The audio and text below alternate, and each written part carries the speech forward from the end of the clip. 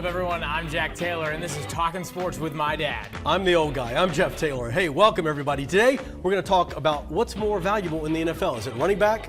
Is it a wide receiver? Okay. Who's the GOAT of golf? Is it Tiger or Jack? I'd say Got it? Jack? Well, I don't know now. All right. Now we're also going to talk about who's the GOAT of NASCAR, Richard Petty or Jeff Gordon, and who is the best football That's gonna be a good one. brother. So let's get right into it. Are you ready to discuss the NFL, Dad? You know I love the NFL. It's what I love. You know, it's the best time of the year. All right, absolutely. So we're going to start, of course, with the segment. Please don't tag me that. We call it that because I don't want you tagging me in any hokey, cheesy things on Facebook. You don't even use Instagram, so I'm not going to put that out there. I do have Instagram. Do you use it, though? No. No, that's accurate. Got All right, it. so the topic is, what is more important in the NFL draft, the wide receiver position or running back position? Let's go. It's running back. It's Why? Got to be because, listen, if you want to win football games today, and I know we all have our high-speed and high-powered offenses, but at the end of the day, a running back, and I'll go to Derrick Henry, we'll go to Saquon Barkley, we'll go to Nick Chubb, we'll go back to the days of Earl Campbell and Gale Sayers and Jim Browns. You wear people out. You run the ball 30 times. They have to move two safeties up into the box to stop the run. Then listen, you build your passing game because you have a running game. That's the way it's always been, the way it should be. Everybody is so pass happy, they forget about what really true football is. When you line it up, you let the guys up front, go at it, block, run the ball, wear people out. It's just a better way of beating defenses in the NFL. So you got to go running back. You done? Yes, I'm done. Did y'all hear that? For now. He missed the entire point of the question, all right? Who's more important in the draft? We're not talking about the game and the sport. In the draft, But you're going to draft running backs are Okay. a dime a dozen, and you can pick one up in the beginning of the draft, and he can get injured, tear his ACL. Look at the Panthers this last year. They get Jonathan Brooks in the second round. They trade up to get him. He already had an injury coming out of college. His second game in, fifth play, tears the ACL. He probably won't play for the next 2 years. Wide receivers, though, Justin Jefferson, Jamar Chase, Odell Beckham Jr., Brian Thomas Jr., they make immediate impacts on their team because rookie wide receivers have a much easier way of getting into the NFL than rookie running backs. A lot of the times, rookie running backs don't even see the field because they're sitting behind the vet that's already there. They might be fine 5 years down the road if they stay healthy, but if you need an immediate switch to your offense, you get a wide receiver as fast as you can. But do you think it's all, is it how you're building your offense or what your offense is going to be built around? In terms of if you have a high-powered offense with a quarterback who can sling it, go get yourself a wide receiver. If not, though, and you need somebody to rely on that's going to get you the yardage and set up those high-powered offenses with the receivers and stuff like that, isn't it more important to have that running back to do the job? Trade for him. Look at the Yeah, Eagles. but Look what the Eagles did. The Eagles well, trade for Saquon Barkley, changed their team around. They draft wide receivers, though, to get them to that point where they can have that team set up. You need a complete team to be able to have a running back work. In college, it's different. And the stats they put together in college are a lot different than what they're going to put in the NFL. You look at Ashton Genty this past year in college football, set the world on fire. As opposed to team success, really didn't do nothing for Boise State. But when he gets to the NFL, it's going to be really interesting to see if he makes that transition into putting up those numbers in the NFL. But you have immediate guys for wide receivers from college. They have the exact same impact in the NFL. So if you're drafting, if you have a place you need to draft, you draft a wide receiver. It's as simple as that. Yeah, but I go back to, and I keep bringing him up. I know I do. I go back to Derrick Henry. He made the Tennessee Titans what they were. Okay. When they drafted him, they needed that. Okay. And that was Mike Vrabel's style of football. How many times did they make the playoffs before they drafted A.J. Brown? Because they had Derrick Henry on that team. How many times did they make the playoffs with Derrick Henry? And how many times after they draft A.J. Brown did they get to the AFC Championship? Did they get far into the AFC title? All right. Right? And then they trade him I away. got you. No, I got and you. now We did Derrick nothing. Henry's All right. running for his life. Can't do nothing. All right. Right? You got me on that. All right. There All we go. right. Thank you. Come on. No problem. Possibly one of the most heated debates in all of sports is the GOAT debate. Okay. So let's get into GOAT talk with son. Can I do it again? Yeah. There we go. I can say, if you want me to say it, I'll say GOAT You talk say it. with Go Dad, talk okay? with Dad. There we go. All right. So who is the GOAT of golf? Tiger or Jack? I'll give you 30 seconds because there's really no debate here, but go ahead. You're right, there's no debate. It's Tiger Woods. Tiger revitalized the sport, brought it back into popularity. In 2024, you'd see him still have followers all over the course, and that's after taking a hiatus from the tour. Right. He's able to win a Masters after everything that happened. He comes back, and it was the most iconic Masters I've seen in a while. He is the Jordan and LeBron all-in-one for golf, and it would not have airtime today if it wasn't for Tiger coming in. I'd say actually not even LeBron or Jordan. He's the Larry Bird and Magic Johnson of golf. He saved golf, brought it back into popularity. You had people wearing red polos that didn't even watch golf. Got it. The red polo. He's iconic. All right. I'll give you that, and that's where I'm going to go with it. I think when you talk about the historical kind of foundation of golf, it is Jack Nicklaus when we talk about the GOAT. Okay. I mean, we're talking, 18 major championships, 6 times at Augusta, the hardest course to win at. He won consistently. Tiger didn't have that consistency. He didn't need it. But when you talk about golf, and you talk about Jack Nicklaus, and you talk about there's something about golf, and I hope you know what I'm getting at. There's just this kind of aura about that sport. There's just something about the history intertwined into it. I know all sports have it, but for me, there's just something about golf that I can't explain. And when I think about Jack Nicklaus and all that he did and all the accomplishments, and I think about who he was for the sport, I think historically there's that. Influence-wise, maybe Tiger in terms of because Tiger came along when the sport needed it. And I do agree that I think about kids out on a golf course when I was young. I wasn't out there thinking I'm Jack Nicklaus winning the Masters, but I do think there are kids out there who are like, I'm Tiger Woods winning the Masters. Do you know what I'm getting at? So that's the historical part of it. But I also, when I went to play St. Andrews 20 years ago, and I stood on the Swillican Bridge there at the old course, and where all these figures had walked across, in my mind, as the tears kind of flowed, was like Jack Nicklaus stood here. Yeah. And it was during Tiger's prime. I just didn't think it. Well, yeah, and you can have a lot of history. That's really all great and good. But if you go on the street and you ask somebody who's Jack Nicklaus, they'll say, was he the guy from The Shining, right? But if you ask who Tiger Woods was, they'll show you who Tiger Woods was. They'll fist pump. They say, I know exactly who he is. He broke not only barriers for bringing this sport to popularity, yes. He broke other barriers just like Jackie Robinson did. He is what golf needed. History and influence. I think it's it's two different things. But he's got it wrapped in one. All right, Dad, it's time for GOAT Talk with Dad. It's one of my favorite discussions. I'm loving it. It's a fast car version, right? Who is the NASCAR GOAT? Here we go.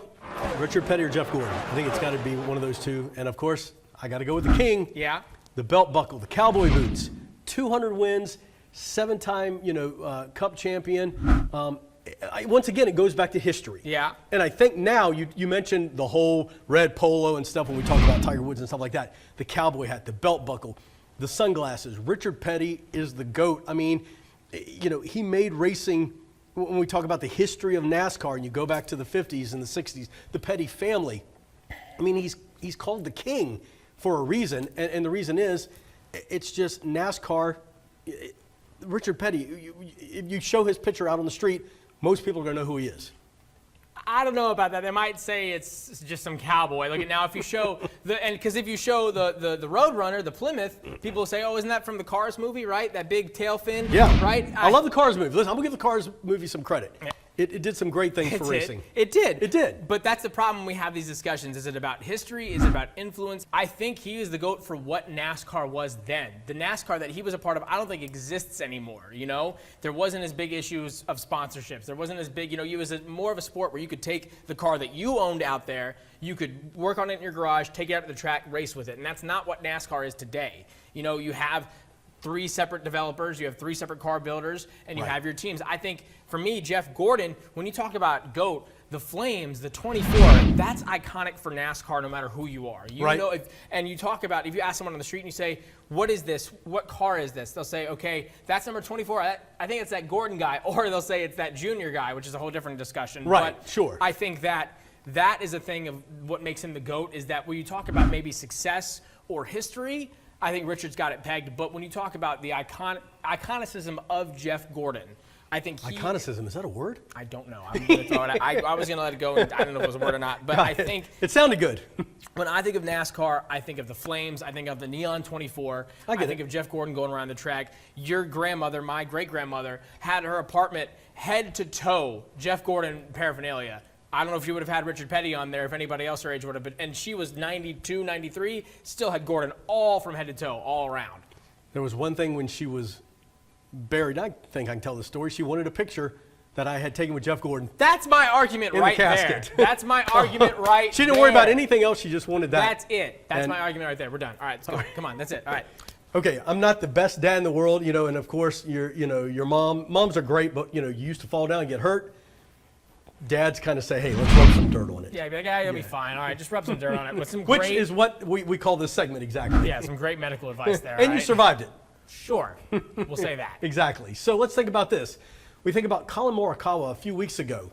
He went after the press. He had a bad round. They asked him some questions. He got just kind of, all in a tizzy about it. So do athletes like Colin Morikawa owe the press something after a loss? I don't think so. I don't think he owes the press, us, anything, right? I think that he owes the fans something, but we're in a new day and age where if you want to have direct communication with fans, you can do so through Twitter, Instagram, social media. You don't have to rely on the press to get your point across. I think there's a lot of decorum around it, a lot of, tradition to say, all right, you're done, you go talk to the media. But to look at, we've been in those rooms, and they're trying to get certain emotion out of the players. Agreed. That's our job. But it's 30 seconds after they've either just had the worst thing of their life happen, the worst game of their life, the worst moment of their life. All these reporters are asking the exact same questions, trying to get that little tidbit from them. And to be honest, they don't want to give it to them. They owe. Well, we've got a job to do. So do they, though. But listen. Or you say Colin, okay, you go play 4 rounds of golf. Yeah. You finish second or whatever. Okay. You make $4 million or whatever. You get paid to do what you love to do. Yeah. Got it? Yeah. So a byproduct of your job or what you do is talking to us. Okay. So answer the questions. I mean, suck it up and deal, because that is, I have no sympathy for you. We want to know, we want the raw emotions. It's not about the X's and O's all the time. It's about the raw emotion. So we want to see, and listen, you get paid to do something you love. Just talk to us and answer the questions. It's like paparazzis who get mad out in LA and stuff in Hollywood. Stop taking pictures. You make $100 million a year making movies. Stop your whining because somebody came up and took a picture of you when you came out of a restaurant. That's the job, the profession you chose. Deal with it. That's a slippery slope, because no, but it's the same thing. But I think the same thing. There's this trope always in TV movies. The dad comes home after a long day of work, and immediately wife runs up, kid runs up. How's your day? What did you? Yada yada yada. All he wants is to sit there and take a second, especially if he's had a bad day, right? You go home to mom. You've had a horrible day at work. Maybe not here, somewhere else. But you had a horrible day at work. The first thing you want to get is asked about how your day went, and you want to go and dissect everything that went wrong with your day. You want to take a second. Maybe the question should be: should we give him a few minutes? Give him 30. 40 minutes, an hour, maybe wait till the next day. It doesn't have to be right after they get off the course, because I know if I go hit a 120, which is normally my average, the last thing that I want to do is go have somebody ask me, well, why'd you hit a 120, right? I don't want to ask about that.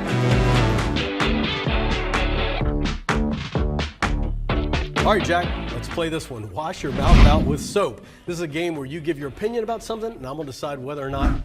Well, you're a little older. You didn't get enough of that when I was a kid, didn't do right? Whether wash your mouth out with soap or not. Right. Today's topic, yes or no, to the pregame arrivals fashion runway nowadays. I mean, why are we even debating this? I know it's people get annoyed about them walking in, dressed to the nines, but I don't understand what their concern is. If they want to wear it, if they want to spend the money that they make on it, why not? You talk about different players wearing different things. Steph Curry wearing South Carolina, well, at the time, South Carolina. Yeah, right. Now she transferred. Malaysia full Wiley, but wearing her jersey, wearing a T-shirt with her face on it to a huge game, right? That's so cool. And I think you like to see players wearing even jerseys for the different players and the different teams in their market. FC and the Panthers wearing different jerseys. I think it's so cool. If you want to wear it, wear it. What does it matter? Okay, I get it, and it's fine. You want to wear it, wear it. Why do we, as a media, make such a big deal of it? You talk about Sunday Countdown on ESPN. They do a whole 5-minute segment. It's up on the big board, and he's pointing out they got what's to fill great and what's 5 not hours. great. That's why they talk Well, they about got to fill 5 hours. That's correct. But I don't care. Wear what you want to wear. Then don't watch it. I know, but it's we don't. Give me the X's and O's. Yeah. Give me the cool story about how this guy got to this point. Whatever. Whether and listen. Now it's become who he is. God bless Cam. Yeah. Because my man is a fashion icon. He is, and he loves it, and they talk about it. And he actually talks about how it lifts his spirits. Yeah. It's who he is, and don't mess with his fashion. Yeah. And I get it. You want to wear it on air and stuff, that's fine. It's just, when it takes over, airtime, when you could be putting out other information that I think is more relevant, then so be it. But I think we just live in this world where people are making a statement. That's a different discussion. You can take that up with the media, though, that's covering it. If you don't like them doing it, tell them to ease up on it. All right. Because for me, I mean, you're going to see it on social media, whether it's theirs or Right, the you'll see it on team's. social media. And the end of it is that, like Dion said, you look good, you feel good, you play good. So Right. if they want to wear it, they could probably be putting their money into maybe some other more fruitful endeavors, you could say. But if that's what they want to spend their money on, then so be it. And they look good while doing it. And the sad part is, I will admit this, I think you probably got me on this one, because now I'm the guy who wears like tennis shoes with my suit. Yeah, right? Because I see it. Right? And you want to make sure what type of shoes you have on. Exactly. The trends- what the kind of trends kicks go you're through. wearing. Yeah. I'm 57, but there'll be times I want to go out and Mom will be like, what are you wearing? Yeah. I'm like, I want to look hip. I want to look cool. On we go. All right. All right, Dad, we're going to make a bet now on this one, Okay. okay? We haven't spent all our money on clothing. We haven't Go. yet. So we got what? I got it. I'm ready for this. All right. This one is called The Buck Stops Here. $1. Throw it there? Yep. Throw it there. Got it? All right. Sure. Now the debate for the day. Yeah, all right, it's a bet that I can win this debate on who is the best football Manning brother, Eli or Peyton. All right. You go first. Okay, You can I pick go- and I'll go from the.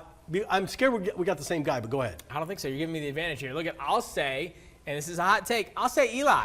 Okay? You can talk about he didn't get MVP, sure, whatever, right? But if we're talking about success and overall, his legacy there, what, you giving it to me Yeah, already? go. Already? Yeah, go. Why? Okay, because look, he's gotten 2 Super Bowls just like Peyton did, but Peyton beat Rex Grossman and, then the Carolina Panthers, which I'll say what I'll say there.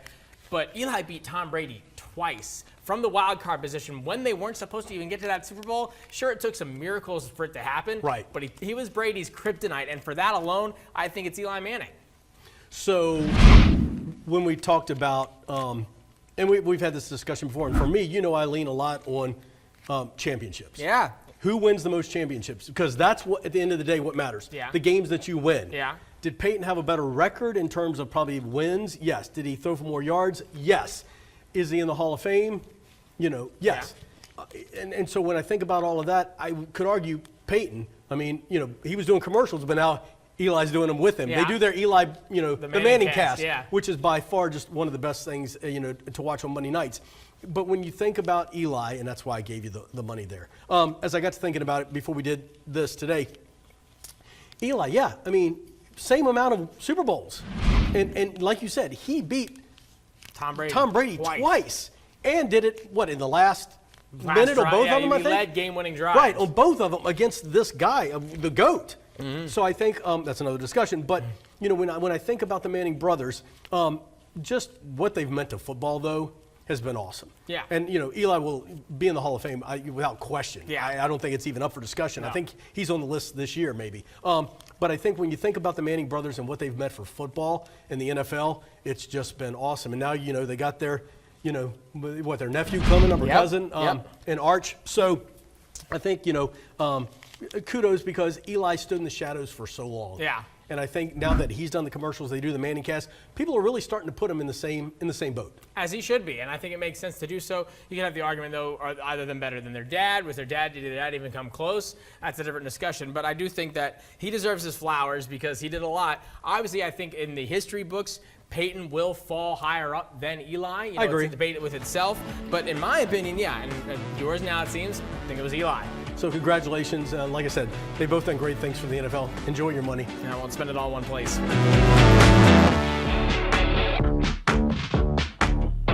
All right, Jack, let's talk tanking. This is, I'll pretend I didn't hear that. What'd you say? Yeah, okay. That's why I say your mom a lot. Yeah. Now you aren't going to say anything about tanking that I don't want to hear, right? You're gonna agree with me? I don't know. All right. All right. Can't promise me? Yes, I Got can't it. promise you anything. Okay, so tanking, it's a position in sports that they try to do to get a better draft position, and it's becoming more and more common. So how do you feel about it? I hate it. Like, why would you tank? I mean, if you love the sport you play, and here's the deal, you have a responsibility to the fans. I mean, to go out there and perform your best.